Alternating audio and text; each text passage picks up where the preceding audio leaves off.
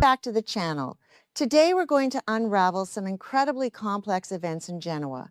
Rumors are circulating around the Newman family, but what's the truth? In this video, I'll summarize the plot points that will be revealed in the next episode. Stay tuned to see what happens. Welcome back to our channel, soap fans. It is a late Tuesday night, and we are absolutely reeling from the sheer madness that just went down in Genoa City. Grab a snack, get comfortable, and let's dive right into the deep end together. Oh my God, I literally cannot even process what I just watched on my screen. I am sitting here typing furiously late at night because I just need to get this out of my system before I explode. I cannot believe they did that. They actually let Patty Williams gut Jack Abbott like a fish right there on the dining room floor. I mean, I knew Patty was completely unhinged, but seeing Jack fighting for his life at Genoa City Memorial Hospital is just tearing me apart. And I am so emotional right now, figuring out my thoughts as I type, because Jack has been the absolute heart and soul of the Abbott family for so long. Seeing him hooked up to all those machines, fighting a desperate, agonizing battle for survival after that brutal attack, it is just too much to handle. I've been watching since 2015, and I have seen my fair share of wild soap opera moments, but this is, without a doubt, one of the most intense, heart-stopping things they've ever done. I am absolutely terrified that we are going to lose Jack, even though my logical brain tells me they wouldn't just kill off Peter Bergman like that. But still, the sheer terror of the situation is keeping me wide awake. And can we talk about Patty for a second? I am sorry, but she is the absolute worst. I cannot believe the audacity of this woman. React first, explain later, right? So Patty literally stabs the man she claims to be obsessively in love with, watches him bleed out on the floor as he desperately pulls at the tablecloth to get attention. And then what does she do? She intentionally slices her own arm. She cuts herself to stage a fake crime scene. Why? Because she wants to frame Diane Jenkins Abbott for the whole bloody mess. I mean, the level of psychotic calculation here is completely off the charts. Patty is standing there, probably batting her crazy eyelashes, pointing the finger at Diane, claiming that Diane is the one who went on a murderous rampage. It is so frustrating to watch because you just want to reach through the screen and shake Detective Burrow. How can anyone believe a single word that comes out of Patty Williams' mouth? Have they forgotten her entire history? Have they forgotten the yacht? The drugging? The kidnapping? But wait, I'm getting ahead of myself. Let's talk about Diane's situation in all of this. I know some people are loving this, but personally, I feel so incredibly bad for Diane right now. Okay, maybe I don't feel that bad, because let's be real, Diane is certainly no saint. Remember when they tried this with Diane faking her own death in 2011? Yeah. She orchestrated her own murder in the park with Deacon Sharp, used a morgue body, and let Jack and Kyle mourn a violent death for over a decade. So, in a twisted way, karma is coming back to bite her in a massive, bloody way.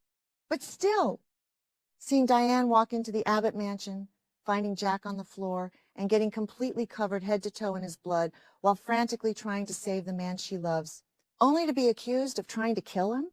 It is a living nightmare. Am I the only one who thinks Diane is going to completely lose her mind in police custody? She is being framed, and she knows exactly what it feels like to frame someone else. The irony is just staggering, but my heart still aches for her sheer panic in that dining room. So Patty is spinning this massive web of lies, producing fake diaries and audio recordings that she supposedly found, and who comes swooping in to back her up? Dr. Lawrence Markham. I despise this man. I mean, I really, truly hate him with a burning passion. He is supposed to be a trusted medical professional, but he is nothing but a slimy, cowardly fraud. Dr. Markham is actually corroborating Patty's insane story. He is telling Detective Burrow and everyone else that Diane escaped from his care, which we all know was actually a terrifying hostage situation, and that she was in the middle of a severe psychotic break. He is claiming that Diane targeted Jack because she was completely out of her mind and dangerous. And the absolute worst part, people might actually believe him because he has the title of doctor in front of his name. It makes me want to scream at the television. How is this guy getting away with this? He was literally holding Diane captive, feeding her lies, manipulating her, and now he is the star witness in Patty's frame job against her. It is so infuriating. And Kyle, oh my God, poor Kyle Abbott. Can we just take a moment of silence for what this poor guy is going through? He walks into his family home, probably expecting to finally get some answers and have a moment of peace after rescuing his mom. And instead, he finds his father bleeding to death and his mother covered in gore. The trauma that this family goes through is just unbelievable. Kyle is going to go off the deep end. I can feel it in my bones. He is going to want revenge against Patty, against Markham, against anyone who played a part in this horrific tragedy.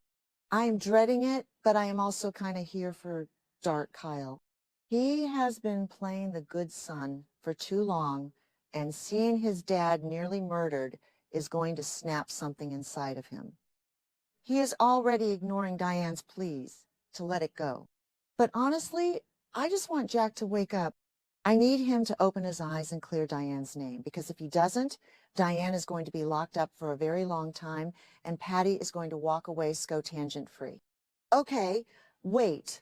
I need to catch my breath and pivot, because there is another massive storyline that has me screaming at my screen tonight, and it involves the absolute king and queen of Genoa City, Victor and Nikki.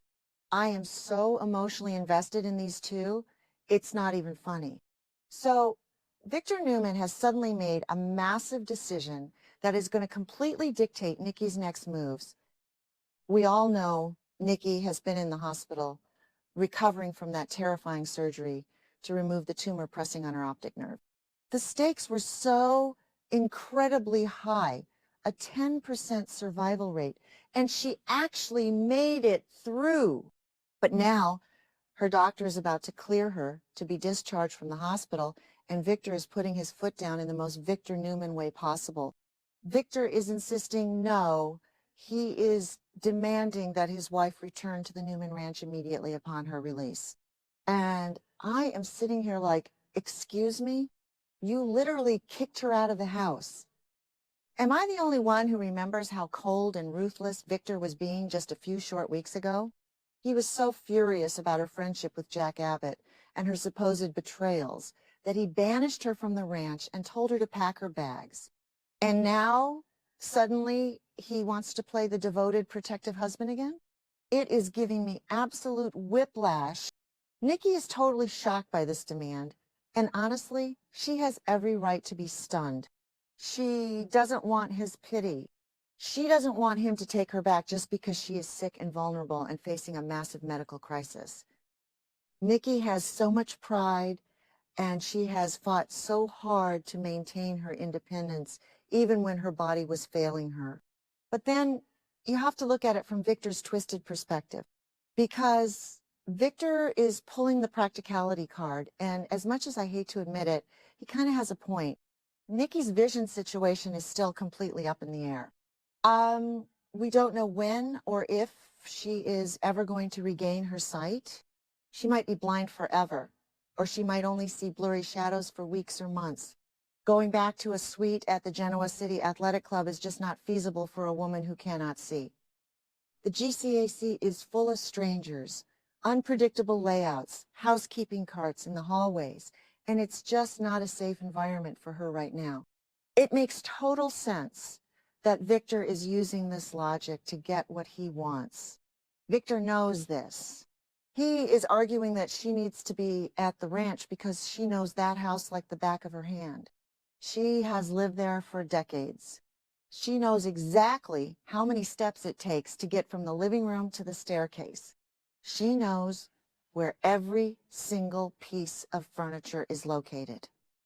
It is a controlled, safe environment where the family and the staff can hover over her and make sure she is taken care of round the clock.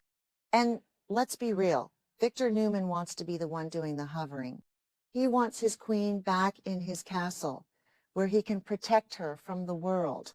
It is so toxic, but it is also so deeply romantic in that twisted, complicated Newman way that we have all grown to love and hate over the years. I know Nikki is going to fight him on this initially. She is going to dig her heels in and insist that she doesn't need his charity. She is going to say that his medical scare doesn't erase the horrible things he did to Jack, which, by the way, directly led to Jack being stabbed by Patty. If Victor hadn't brought Patty back into the fold, funded her lifestyle, and used her to drug Jack on that yacht, none of this would be happening. Jack wouldn't be fighting for his life in a hospital bed, and Diane wouldn't be framed for attempted murder. So Nikki has every right to be furious with Victor. She has every right to tell him to shove his ranch where the sun doesn't shine. But, and this is a really big but, I really think she is going to cave. Sometimes I contradict myself because I am so emotional about these characters, but I truly believe Nikki will eventually agree to go back to the ranch with Victor.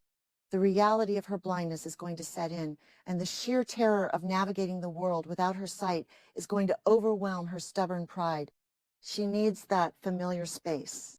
She needs the comfort of her own home, even if the man who owns it has been acting like a complete monster lately. And Victor has been deeply, profoundly affected by this medical scandal.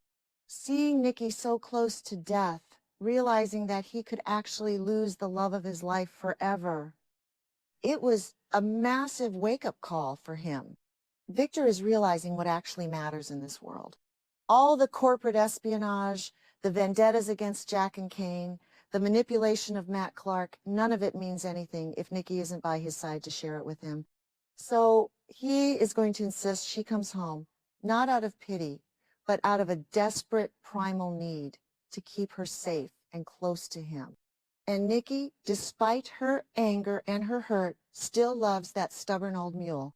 I've been watching them break up and make up for years, and this feels like the beginning of their next great reconciliation. I am totally here for it, even if I am still mad at Victor.